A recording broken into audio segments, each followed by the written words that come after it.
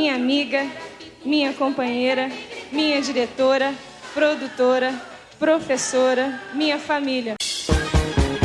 Muito bom estar com você. Ok. Quem quer brinquedo? Olá, saudosistas, saudações! Bem-vindo ao LTV, eu sou o Léo Cordeiro. Nós já tivemos um documentário sobre a Xuxa, agora sobre as Paquitas, mas com certeza um que faria muito sucesso seria sobre a mulher que administrou a carreira de todas, Marlene Matos. Já fizeram um filme sobre a Malévola, sobre o Coringa, mas enquanto não produzem um filme, um documentário sobre a grande vilã do Xuxaverso, o LTV faz. Já te peço para que se inscreva aqui no canal, que deixe seu joinha, isso me ajuda muito. Você pode me encontrar em outras redes sociais também. Os links deixo sempre na caixa de texto aqui embaixo, é só você clicar que vai direto para lá. E se você quiser me ajudar com um valor simbólico, nós temos o clube de membros, onde eu posto vídeos extras e libero com antecedência todos os vídeos aqui do canal. Te espero por lá também, você vai gostar muito porque é um cantinho muito legal.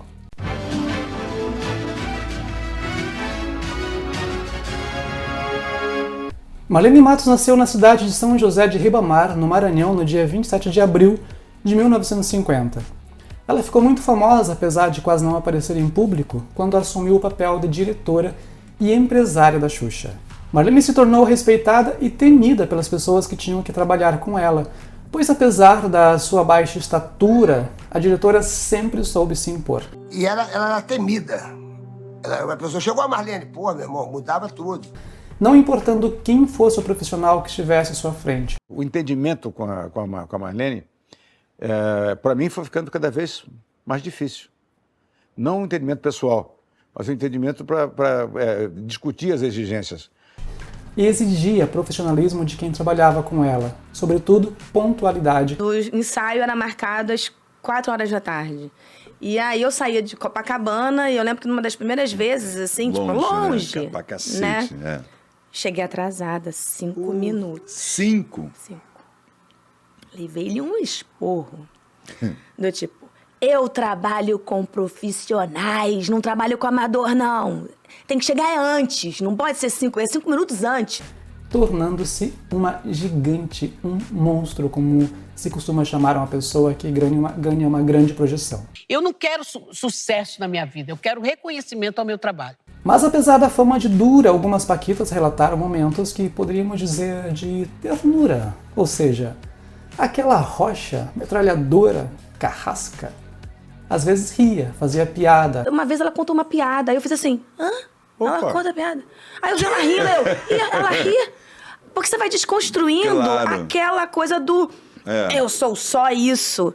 E sim, se importava com as pessoas que correspondiam às suas expectativas. Segundo suas próprias palavras, ela respeitava quem a respeitava. Quando eu gosto da pessoa, quando a pessoa tem respeito por mim, eu quero respeitar a pessoa. Andréia Veiga, a primeira paquita, disse que foi Marlene quem pagou a sua faculdade de jornalismo e que, pessoalmente, ela era diferente da fama que tinha. Parecia que incorporava um personagem para trabalhar. Talvez a rispidez e rigidez de Marlene tenha sido a sua arma para lutar em um mundo majoritariamente masculino. Hoje em dia, algumas paquitas são diretoras. É o caso da Ana Paula Guimarães, a primeira Catuxa, da Andresa Cruz, que entrou para o grupo das paquitas New Generation, e das gêmeas Mariana e Roberta Richard, que atuaram com Xuxa na época do show da Xuxa e também do Xuxa Park, como as Irmãs Metralhas. Mas quando Marlene assumiu o posto de diretora do show, a Globo era dominada por homens, ou seja, ela era mulher, de estatura baixa, não era branca e veio do norte. Ela era alvo das piadas que eram contadas com naturalidade nos programas de humor da época. Os Trapalhões e o Chico Anísio, por exemplo, sempre faziam piadas extremamente machistas em seus programas. O senhor é casado com isso aí? De papel passado e tudo. Eu sou feliz! Eu sou feliz! Eu penso que essa postura autoritária de Marlene foi a forma que ela aprendeu desde criança de como uma pessoa deveria ser para ser respeitada. Digo isso porque ela só foi conhecer a sua mãe aos 14 anos. Até então vivia com a avó e no primeiro dia que conheceu a mãe, a mulher já foi ríspida ao lhe chamar a atenção para uma atitude que ela não aprovava da filha. Eu me lembro que eu fiquei sentada na mesa e minha mãe falava, desce da mesa, e minha avó ficava olhando para ela. Pô, chega aqui, já vai mandar. A partir dessa idade, Marlene passou a viver com a mãe no Rio de Janeiro, a pedido da avó, para que pudesse estudar, e só então é que ela conheceu uma cama.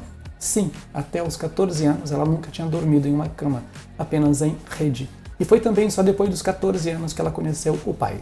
A mesma rigidez e disciplina que Marlene cobrava das pessoas que trabalhavam com ela também aplicou em sua vida, porque aquela menina que cresceu em uma casa que nem cama tinha e que só aos 14 anos que teve a oportunidade de estudar, foi muito longe.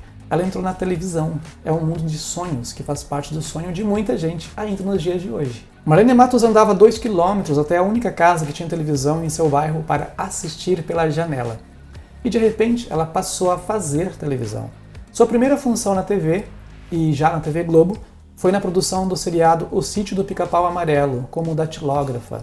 E então começou a galgar cargos em outras áreas, como auxiliar administrativa, auxiliar de produção, diretora executiva, até chegar ao posto de diretora de núcleo da TV Globo, um dos cargos mais altos da emissora. Ao longo de sua carreira, Marlene sempre foi muito disciplinada e sempre investiu em aprimoramento. Ela ia atrás de informações, comprava cursos e observava como os profissionais mais experientes trabalhavam. E aí não tenho tempo para ser modesta. Eu cheguei porque eu investi em mim, eu olhava, eu investia tempo em mim.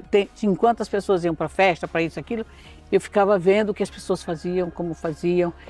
E depois eu fui começando a comprar cursos para ver bastidores, isso, aquilo, de como as pessoas gravavam isso, gravavam aquilo. E foi essa vontade de aprender e crescer o estopim da sua relação com a Xuxa. Quando se conheceram, ambas trabalhavam na Rede Manchete, Xuxa iniciando sua carreira de apresentadora e Marlene como secretária auxiliar de Maurício Sherman. Secretária do Sherman. Não, é assistente, ela é tudo aqui. Que era o diretor da emissora. Foi ele que pediu que ela resolvesse os problemas da apresentadora.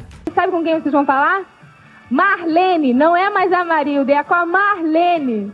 Como as duas eram muito distintas, né? Uma negra, a outra loura, uma do norte, a outra do sul, uma alta, a outra baixa, uma que via portas e mais portas se abrindo porque era bonita, e a outra que não teve muitas oportunidades e se agarrou nas que teve, ou seja, 2 mundos que de repente se encontraram e que tinham uma coisa em comum, ou melhor, 2. A vontade de aprender e a disciplina rigorosa. Apesar de ter sido sempre muito mimada pela mãe e talvez pelos irmãos, né, mais velhos, Xuxa era filha de um militar, teve uma educação rígida. E quando Marlene Matos, amando do Maurício Sherman, foi perguntar o que é que ela precisava, a sua resposta foi: eu quero aprender. Além do figurino, né, de um cenário para o programa, de um ajudante, mas o fato de querer aprender é que fez com que Marlene lhe desse atenção. Essa resposta dela foi definitiva, foi decisiva para eu dedicar anos da minha vida a trabalhar com ela e para ela. Muita gente defende a teoria de que foi Marlene Matos quem fez Xuxa ser o que é hoje. Outros dizem que Xuxa chegaria no mesmo nível que chegou mesmo sem a Marlene. Na minha opinião, houve um casamento perfeito entre as duas. Uma fez a outra crescer. Foi uma troca mútua. Aí eu falei para ela, olha uma coisa, eu falei para ela: se eu trabalhar com você, quem vai mandar sou eu. E ela disse, tudo bem. Marlene não chegaria no mesmo nível de reconhecimento sem a Xuxa e nem Xuxa teria chegado ao nível de estrelato sem Marlene. Eu falava que ela era a cabeça, eu era o corpo. Mas quando ela deixou de trabalhar comigo, eu descobri que ela era o chão. Sabe, eu fiquei meio que... eu não sabia onde ia pisar. Por exemplo, Xuxa não precisou de Marlene Matos para chamar a atenção de Maurício Sherman, nem de Michael Sullivan, mas gravou um disco para chamar de seu e conseguiu uma venda bem expressiva. O show da Xuxa foi construído com ideias da cabecinha da própria apresentadora. Inclusive, no primeiro ano, o diretor do programa era o Paulo Neto. Mas Marlene já trabalhava nos bastidores do show da Xuxa. Sabe, tipo assim, a produtora brigou com você, não leva a sério o teu trabalho, não dá nem os parabéns por fazer alguma coisa certa, sabe? Só bah. Foi ela que colocou a Andréa Veiga para trabalhar com a apresentadora ainda lá no Clube da Criança e modelou as paquitas, transformando as meninas em um grupo que virou o desejo de todas as adolescentes da época. Inclusive, quando as meninas deixaram de trabalhar com a Xuxa e se aventuraram em outras áreas, sobretudo como atrizes, eram sempre muito elogiadas pela pontualidade e disciplina. Os diretores sempre gostaram muito de trabalhar com elas, porque elas sempre foram muito profissionais. Mas eu tenho uma gratidão muito grande. Claro. Eu tenho uma história com a Marlene e com a Xuxa que são para sempre na minha vida.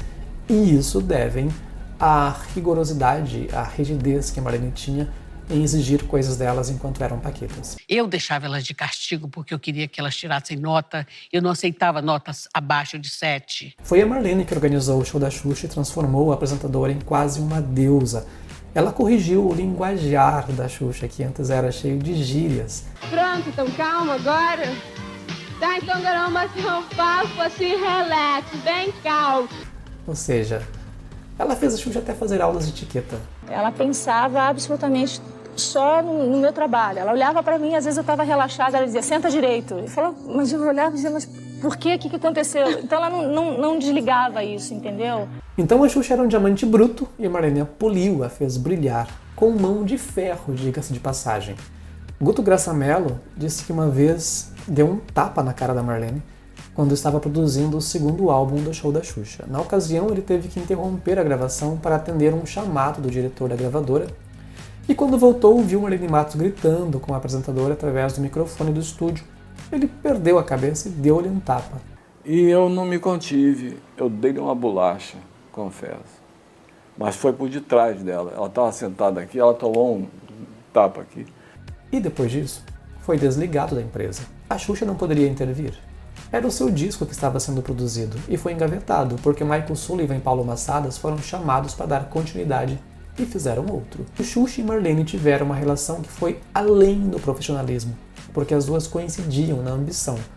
Xuxa optou por livre e espontânea vontade por afastar-se da família para ficar com a empresária quando lhe advertiram que talvez a diretora estivesse passando do ponto.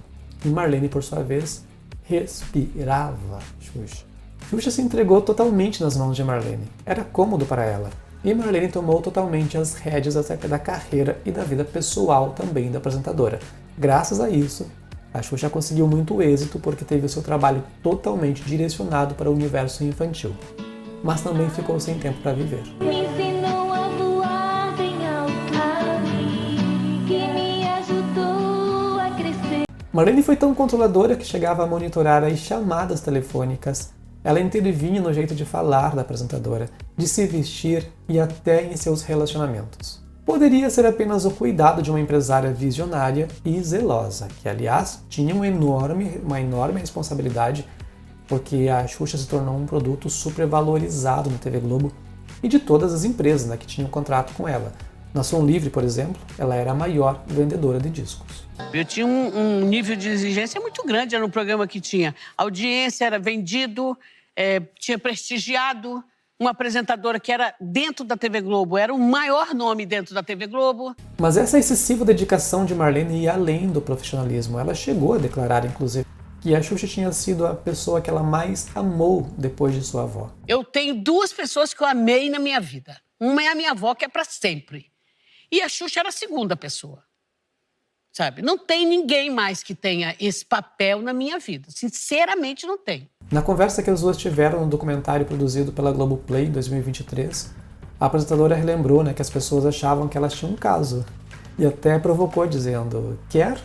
Não quer. Então, deixa outra pessoa pegar. Já na cabeça de Marlene, as coisas eram bem claras. Nós éramos um casal, foi o que disse. Nós éramos um casal, mas sem sexo só. O mais próximo disso que as duas chegaram foi quando Marlene inventou um exame ginecológico para Xuxa e pediu para o médico que a deixasse conferir pessoalmente a perseguida da apresentadora. Deixa eu ver aí. Eu falei, não, que daí sim todo mundo vai dizer que sim. E ela me viu, eu falei, deixa eu ver se tá tudo bem isso aí, se tá tudo bem nessa coisa. A relação entre elas começou a desandar já no final da década de 1990, quando a Xuxa cortou o cabelo, contra a vontade de Marlene. Quando insistiu em gravar o primeiro álbum do projeto Só Pra Baixinhos, quando retirou as próteses de silicone dos peitos. E, aliás, quando foi colocá-los, acordou com o dobro do tamanho que havia pedido, com botox na cara, lipoaspiração na barriga e gordura inserida em seus quadris, sem ter pedido, sem ter dado sequer permissão. Em 2002, as duas romperam a relação profissional e pessoal que levavam por 19 anos. Esse rompimento influenciou fortemente a relação dela e de Xuxa, com os profissionais que eram envolvidos no trabalho que as duas realizavam juntas. Anos depois, ela disse que continuava admirando muito a Xuxa, que iria em seu auxílio para o que fosse necessário, se fosse chamada.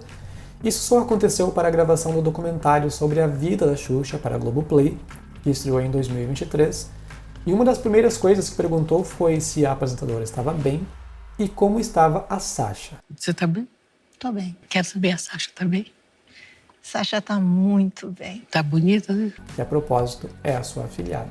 A gravação para o documentário aconteceu em novembro de 2021, 7 meses antes, em abril, ela registrou uma ocorrência contra a Xuxa no 42º Distrito Policial na zona oeste do Rio de Janeiro, por calúnia, porque a apresentadora, que nunca mais teve uma Marlene em sua vida para controlar o que deve ou não falar, disse que tinha sido roubada por pessoas que controlavam sua vida. Ela não deu nomes, mas imediatamente as pessoas recaíram sobre Marlene.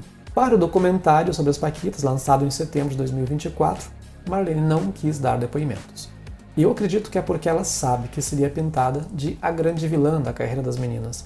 Como já foi uma vez, através do livro Sonhos de Paquita, que impediu a sua circulação, inclusive, quando as meninas se reuniram em 1994 para juntar relatos sobre a intenção de produzir uma peça teatral e tiveram seus desabafos convertidos em um livro pelo diretor João Henrique Schiller. Ainda em 2000, Marlene foi nomeada diretora de núcleo na TV Globo, que é um dos cargos mais altos da emissora. Ela dirigiu Luciano Huck, Ana Maria Braga, criou outros programas para a grade, como Jovens Tardes. No mesmo ano, ela descobriu um tumor semelhante ao que foi diagnosticado no cantor Leandro, que fazia dupla com o irmão Leonardo, que, por sorte, no seu caso, era benigno, e pôde ser retirado sem necessidade de fazer quimioterapia. Ela ficou na Globo até 2004 e depois passou por várias empresas e assinou contrato com vários artistas. Nunca mais teve uma estabilidade quanto teve na Globo, e nem se dedicou tanto a alguém como se dedicou a Xuxa. Durante esse tempo todo, eu nunca quis pegar ninguém para fazer ninguém. Eu acho que as pessoas são únicas. Você é única, qualquer pessoa é única. Ainda em 2004, ela foi contratada pela TV Bandeirantes para exercer o cargo de diretora artística, mas ficou apenas 10 meses e saiu no mesmo ano, no dia 1º de novembro. Ao longo dos anos, ela agenciou vários artistas, deportistas e até políticos. Foi empresária, por exemplo, do Kleber Bambam, o vencedor do Big Brother Brasil, da primeira edição, da Jaqueline Petkovic. Aí a Marlene me chamou, assim, horrorizada. Você vai fazer. Eu não vou fazer a revista, eu não quero fazer. Já na boca, você não sente? Imagina ficar pelada. E eu acabei saindo do escritório por conta disso. Marlene ainda trabalhou na Record, em 2005, como diretora do programa Os Amigos Vegetais, e no mesmo ano foi diretora do programa Amigas Invisíveis pela Rádio Globo, onde ficou menos de um ano no ar. Em 2009 passou a trabalhar no SBT, onde foi responsável pelo programa do Netinho de Paula, O Show da Gente, que ficou no ar por 10 meses. Em 2014 trabalhou na Rede TV como diretora-geral do quadro Histórias do Bem, do programa Amaury Júnior, sendo outra parceria que não durou muito tempo. Depois disso, assumiu a direção do canal a cabo E+TV, e após a falência do canal, ela virou administradora de um hotel fazenda no Sergipe. Em março de 2017, passou a dirigir o canal do YouTube de Carol Veiga e em 2018 foi convidada por Netinho de Paula outra vez para ser diretora de programação da TV da Gente, ou seja, não era mais um programa, agora era a sua emissora própria. Em 2018, nas eleições estaduais em São Paulo, trabalhou como consultora de imagem na campanha de Marcelo Cândido ao governo do estado. Em 2019, foi anunciada como diretora do programa da Gente na Rede TV. Ela voltou à emissora em 2024 para dirigir o programa Geral do Povo, com a apresentação de Geraldo Luiz, mas devido a uma denúncia de um artista, de cobrança indevida de dinheiro dos artistas que queriam se apresentar no programa, ou seja, Jabá, como é conhecido, ela se desligou da emissora. O seu trabalho durou apenas 7 meses. No entanto, justificou que era de comum acordo entre ela, o apresentador, e a emissora, porque a sua responsabilidade era apenas de implantação do programa, porque também tinha outros projetos para os quais já desejava se dedicar. Um deles era um podcast apresentado por Zilu, a ex-esposa de Zezé de Camargo, e outro projeto para o cantor Sérgio Reis. Marlene Matos também dirigiu Nicole Balls, para quem se deu uma entrevista, mostrando-se uma pessoa bem distinta da fera que a imortalizou na história da TV brasileira. Capaz de orquestrar um exército a serviço de uma rainha que chamou a atenção de um rei de uma longínqua terra, Michael Jackson. Das várias turnês do cantor, apenas Dangerous World Tour aterrissou no Brasil, através de seu intermédio, assim como o prediletismo pelas assistentes de palco de cabelos loiros que ficou no passado, a dedicação exaustiva a um artista também não faz parte do presente de Marlene. E enquanto relembram do seu jeito duro, que construiu carreiras que duram até os dias de hoje. Eu fui cruel com algumas pessoas? Fui. Me arrependo? Com algumas pessoas? Nem um pouquinho. Ela parece estar em paz. Não quer guerra com ninguém. Bem, meus queridos, da minha parte é isso. Eu fico por aqui. Nos vemos no próximo vídeo. Até lá. Um grande beijo. Tchau.